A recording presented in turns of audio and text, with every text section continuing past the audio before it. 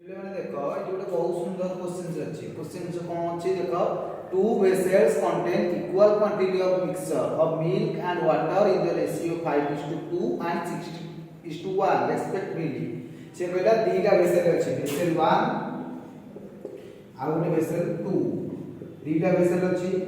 ସେ କହିଲା ଭେସେଲ 1 ରେ ରେସିଓ କେତେ ଅଛି 5:2 ଆଉ ଭେସେଲ 2 ରେ କେତେ ଅଛି ରେସିଓ 6:1।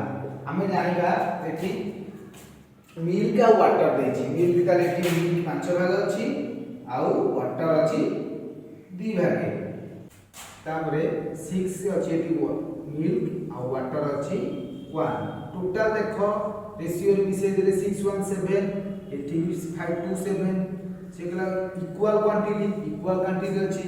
तापरे से कहउछि both mixture are mixed through find the ratio milk and water to water in the new mixture so obtain. से गले ए दीटा मिक्सचर को हम मिसै देला परे तृतीय मिक्सचर टा केते आसीबो।